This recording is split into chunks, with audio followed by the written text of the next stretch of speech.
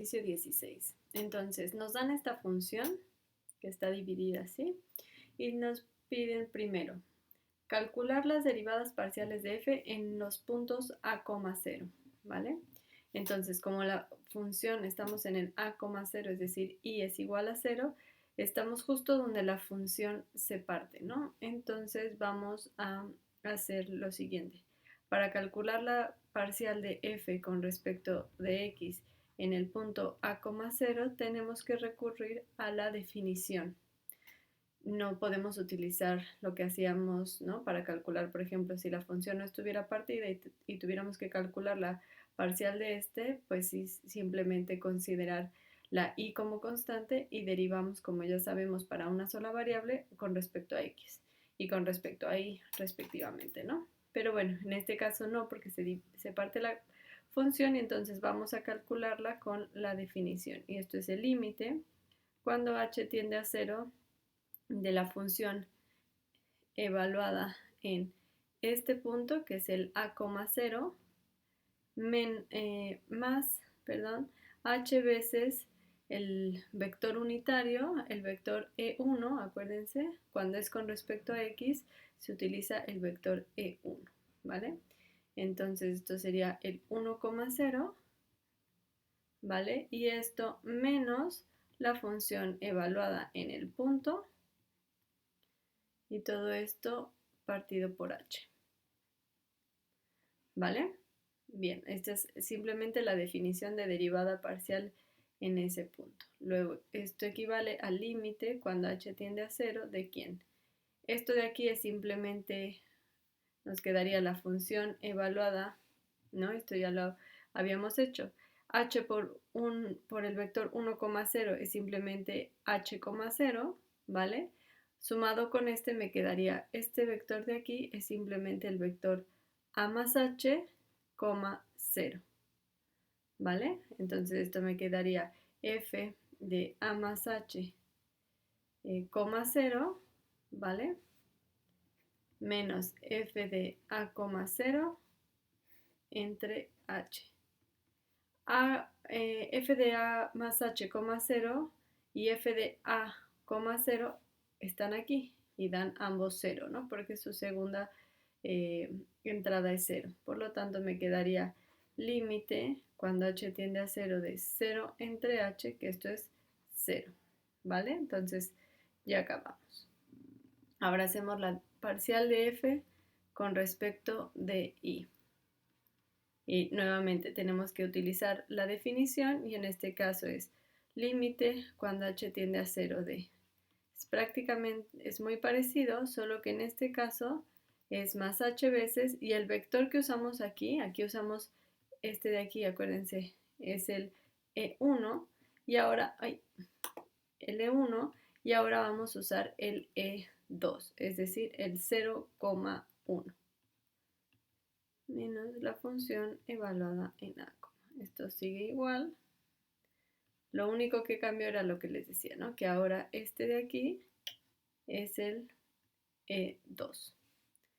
Bien, entonces esto me quedaría límite cuando h tiende a 0 de ¿quién?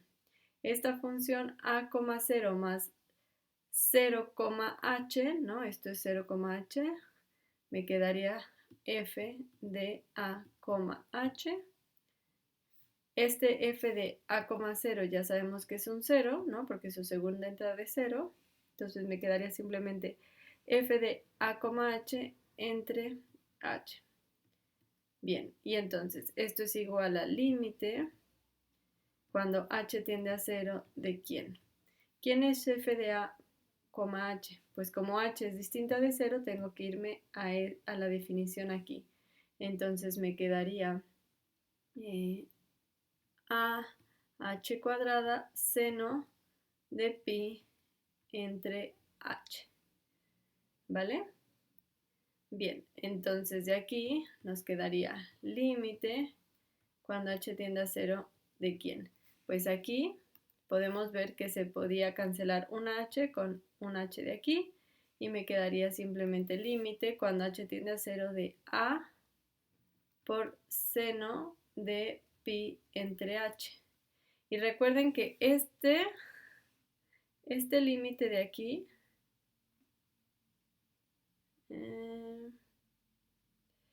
no, perdón, me faltó, esto me queda, justo, me queda A por H, me faltó una H, perdón, por seno de pi entre H, ¿no? Y ahora sí, es que había borrado todas las H's, pero en realidad solo me quedó una, ¿no? Bien, entonces recuerden que como esta función de aquí está acotada, porque sabemos que seno, la función seno es a lo más 1, y está entre menos 1 y 1, y esto tiende a 0, entonces quiere decir que esto es igual a 0. Entonces ya acabamos. Eso quiere decir que tanto la parcial de f con respecto a x en el punto A0 como la parcial de f con respecto a y en el punto A,0 es igual a 0. ¿Bien? El punto 2. Y nos piden estudiar la continuidad de la parcial de f con respecto a y. Bueno, la continuidad, ¿vale? De esa función. Ok, entonces, de manera general, la parcial de f con respecto de y en el punto x, y, ¿quién es? Pues tenemos aquí dos casos porque depende de cómo estamos considerando la función, ¿vale? Entonces, tenemos, esto es igual a, en un caso es, ¿qué pasa si y es igual a 0? Pues si y es igual a 0, en realidad vamos a tener un razonamiento como este, porque el punto sería de la forma a,0 o x,0. Entonces, si y es igual a 0, ya sabemos que la parcial de f con respecto a y de los puntos de la forma x,0 es igual a 0, ¿no? Aquí ya lo probamos. Bien, y ahora faltaría qué pasa si y es distinto de 0. Pues si y es distinto de 0, podemos utilizar esto de aquí, ¿no? Utilizamos esto y podemos utilizar las reglas de derivación para solo una variable. Entonces recuerden, para sacar la parcial de esta función respecto de y, lo que hacemos es derivar esta función considerando a x una constante. Entonces aquí tengo un producto de dos funciones y sería la derivada del primero por lo segundo. La derivada de xy cuadrada sería 2xy, porque simplemente con respecto a y, por la segunda, ¿vale? Más la primera, que es xy cuadrada, por la derivada de la segunda. Y la derivada de seno de pi entre y sería coseno evaluada a y por, acuérdense que esto es regla de la cadena, por la derivada de lo que está adentro de coseno, ¿no? De lo que la función que está dentro de coseno, que en este caso es pi entre y. ¿Y cuál es la derivada de pi entre y? La derivada de pi entre y es menos pi entre y cuadrada. ¿Vale? Entonces tenemos esto de aquí. Vamos a simplificarlo un poco. Por ejemplo, bueno, en el primer, esto de aquí no lo puedo simplificar más, me quedaría otra vez 2xy seno de pi entre y más, y en el siguiente, ¿qué pasaría? Bueno, ¿qué pasa? Este y cuadrada con este y cuadrada se cancelan y me quedaría simplemente el más, en realidad sería un menos, porque si se fijan tengo este más con este menos de aquí, me queda menos pi x por coseno de pi entre y, ¿vale? Entonces, la función parcial de f respecto de y en el punto x, y es igual a 0, si y es igual a 0, y a 2, y a esto de aquí, si y es distinta de 0, ¿vale? Tenemos estas dos opciones. Bien, entonces si nos piden la continuidad, déjenme borrar esto de aquí. Si nos piden la continuidad, ¿qué tenemos que hacer? Pues tenemos que ver en esta función siempre es continua, esta función solo tiene discontinuidades en y igual a 0, ¿vale? Entonces, que es justamente donde se parte esta función.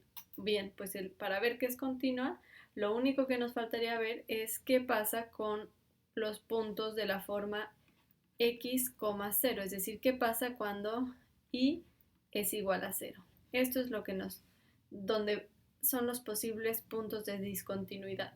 Entonces tenemos que ver qué pasa con el límite cuando y tiende a 0, porque la x no me importa para este punto, solo me importa qué pasa con y. Límite cuando y tiende a 0 de la función parcial de f respecto de y. ¿Vale? Eso es lo que necesito saber. Y lo que quisiéramos, si fuera continua,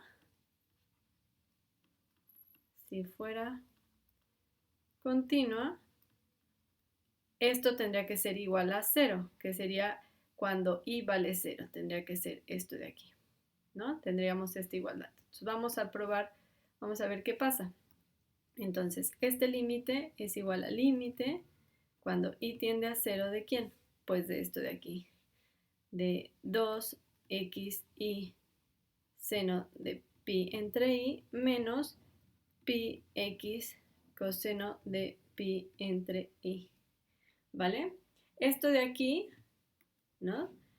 Lo que les decía, este es una función tal que el límite cuando i tiende a 0 de 2xy es igual a 0, ¿no? Si sustituimos me queda 0.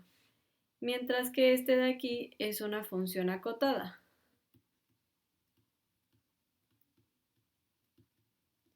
Por lo tanto, el límite, si separo los límites, este límite sería igual a 0, ¿vale? Ahora, ¿qué pasa con este límite de aquí? Y este límite de aquí, estoy haciendo, todo esto es constante, ¿vale? Es una constante. Y esto es lo que estoy variando. Acuérdense, coseno de pi entre i, o sea, coseno de 1 entre i o pi entre i, cualquier variable entre i, cualquier constante, perdón, entre i, esto no existe. O sea, límite cuando i tiende a 0 de coseno de pi entre i no existe. Por lo tanto, todo este límite no va a existir y en consecuencia este no existe. Por lo tanto, la función